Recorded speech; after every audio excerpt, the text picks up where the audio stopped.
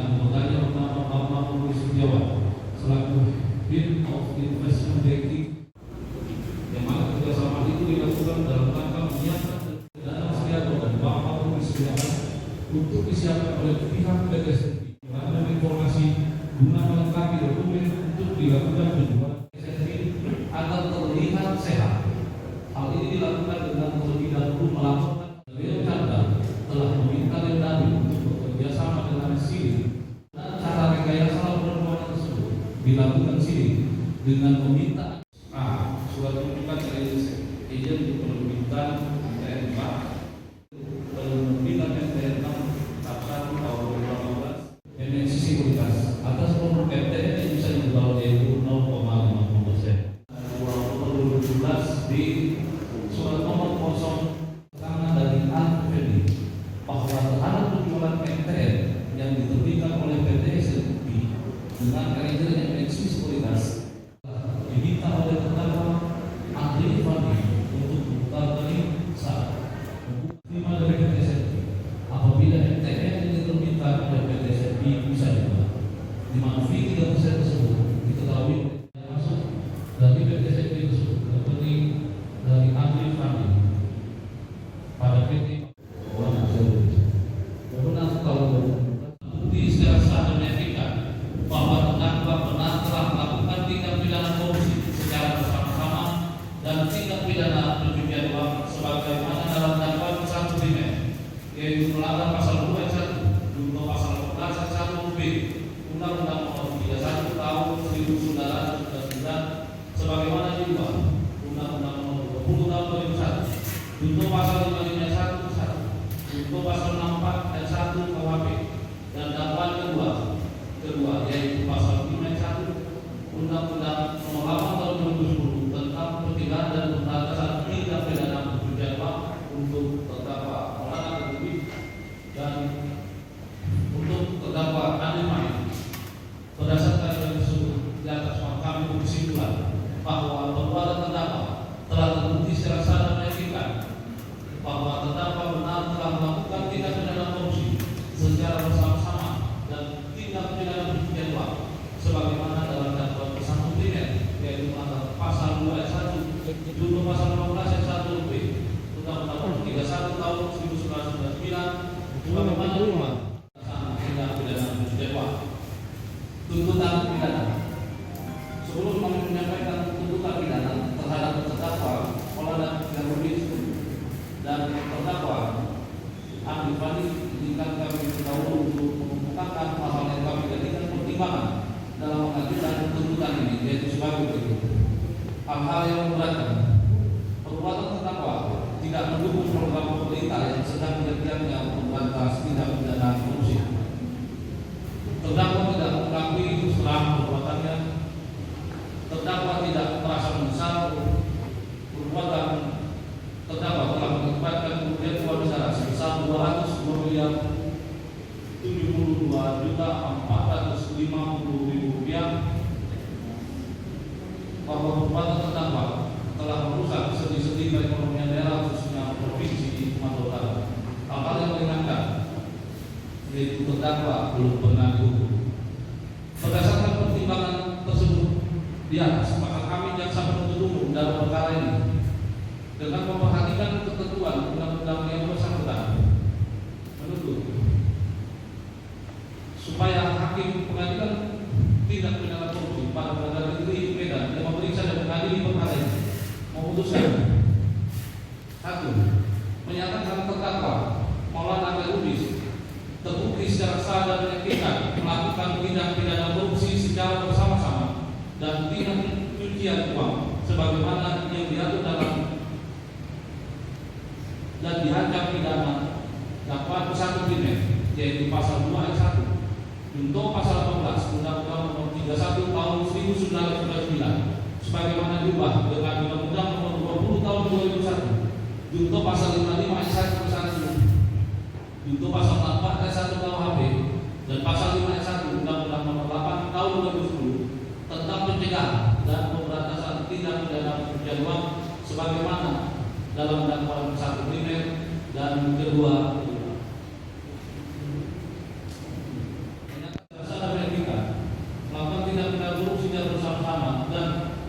tidak pidana pencucian uang sebagaimana diatur dari pidana dakwaan 1 Korintus pasal 21 junto pasal 14, junto pasal 251, junto pasal 4 dan dakwaan kedua pertama yaitu pasal 3 Undang-Undang Nomor 8 Tahun 2010 tentang pencegahan dan pemberantasan tindak pidana pencucian uang.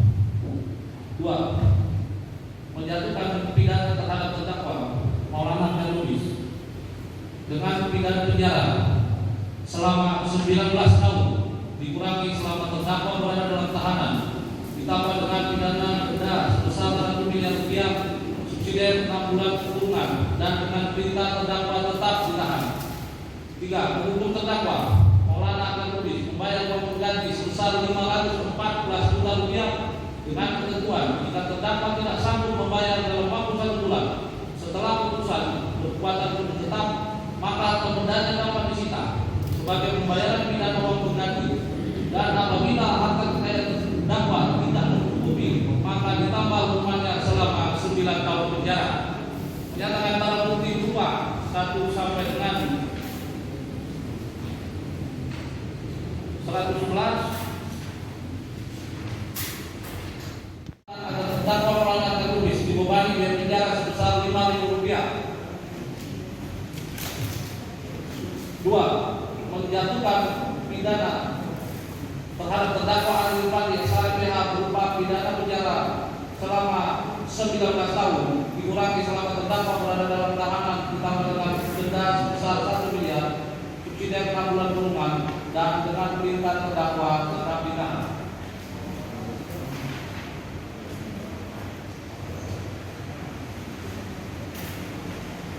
Arif Fandi SHPH membayar uang pengganti sebesar Rp1.286.750.000 dengan ketentuan jika terdakwa tidak sanggup membayar dalam waktu 1 bulan setelah putusan berkekuatan hukum tetap, maka harta bendanya dapat disita sebagai pembayaran pidana uang pengganti, dan apabila harta kekayaan terdakwa tidak mencukupi maka ditambah hukumannya selama 9 tahun penjara. 4. Menyatakan barang bukti 1 sampai dengan 111 digunakan dalam perkara lain yaitu atas nama Maulana Khairudin dan Rudi Satria. 4. Menetapkan agar terdakwa Arif Fandi SHPH dibebani biaya perkara sebesar Rp5.000. Demikian surat tuntutan pidana dibacakan dan diserahkan dalam persidangan pada hari ini Rabu tanggal 4 November 2020. Akhir kata semoga Tuhan yang Maha Kuasa kiranya memberikan kekuatan hakim dan keteguhan iman kepada kita semua, khususnya kepada majelis hakim dalam menentukan putusan terhadap perkara ini.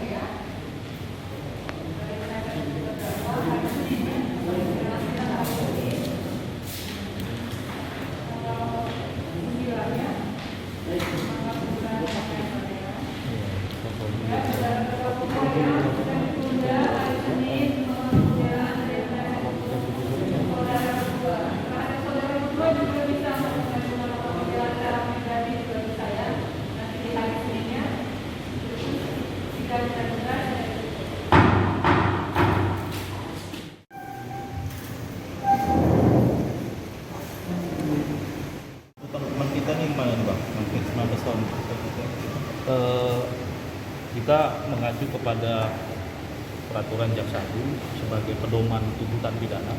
Di situ sudah diatur untuk pasal 2 dan pasal 3 Undang-Undang Korupsi dan batas kerugian negara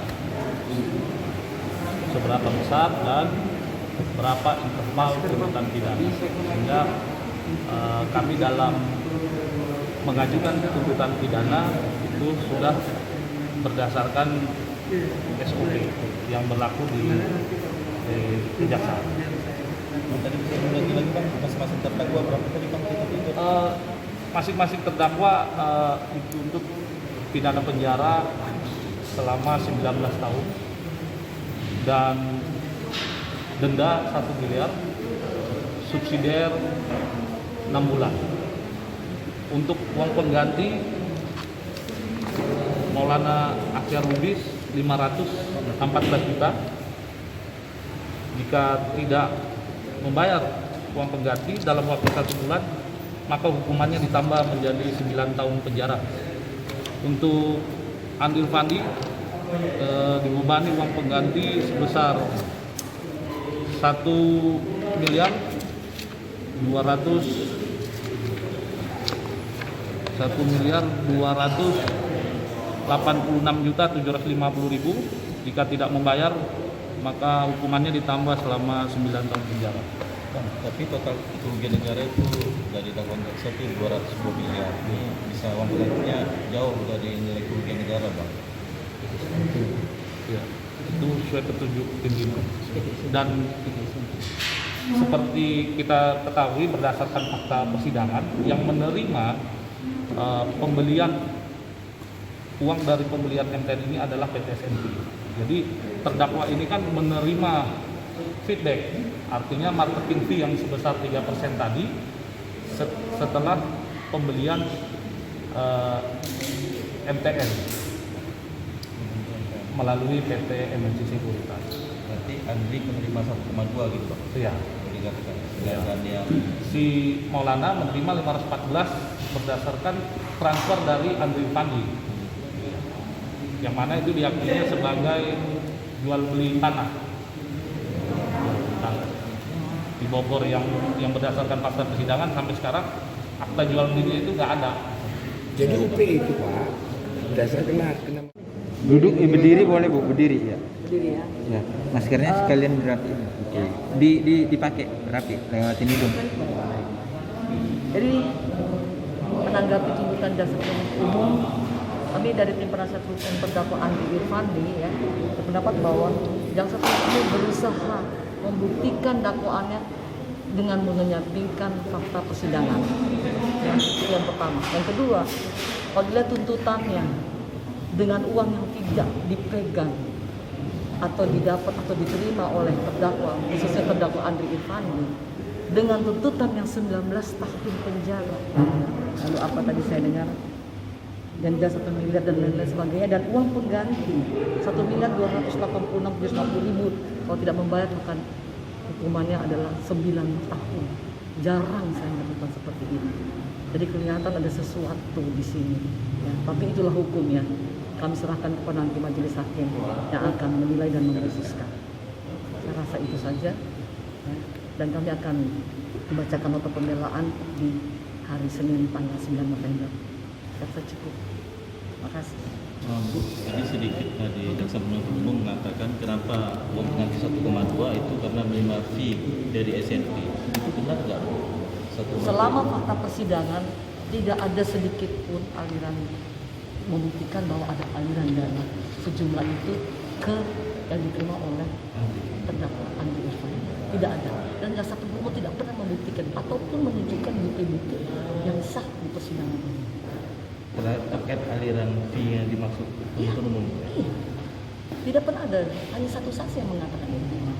Apakah itu bisa menjadi alat bukti yang sah? Siapa saksi itu? Saksi ahli yang mengatakan itu bahwa ada diterima oleh Andri Irfandi.